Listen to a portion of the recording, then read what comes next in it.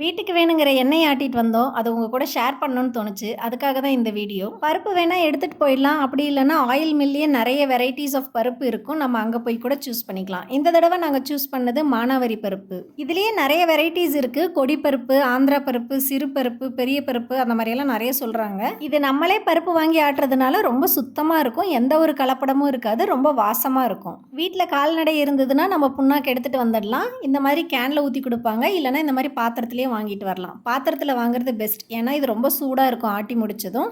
எண்ணெய் இந்த மாதிரி கலங்களாக தான் இருக்கும். வீட்டுக்கு கொண்டு வந்து ஒரு 5 நாள் டிஸ்டர்ப் பண்ணாமல் அப்படியே வச்சிட்டோம் அப்படின்னா கீழே செட்டில் ஆகிடும். மேலே இருக்கிறத நம்ம வடித்து எடுத்துக்கலாம். நல்லெண்ணெய்க்காக எள்ளும் அங்கேயே விற்கும். அதையும் நம்ம வாங்கி ஆட்டிட்டு வந்துடலாம். நம்ம என்னதான் கடைகளில் ரொம்ப விலை கொடுத்து வாங்கினாலும் பிராண்டடாகவே வாங்கினாலும் அதில் ஏதோ ஒரு கலப்படம் இருக்க தான் செய்யும். அதே சமயத்தில் ஒரு ப்ரிசர்வேட்டிவ்ஸ் ஆட் பண்ண தான் செய்கிறாங்க. ஆனால் இது நம்ம கண்ணு முன்னாடியே ஆட்டிட்டு வரதுனால ரொம்ப சுத்தமானதாக இருக்கும். ரொம்ப ஹெல்த்தியாகவும் இருக்கும். கொஞ்சம் வேலை அதிகம்தான். கூடவே இருந்து ஆட்டிட்டு வந்து அதை வடிகட்டி நம்ம திரும்ப ஒரு பாத்திரத்தில் மாற்றி வைக்கிறது. ஆனால் உடம்புக்கு ஹெல்த்தியாக வேணும் அப்படின்னா கொஞ்சம் வேலை செய்யலாம், தப்பில்லை.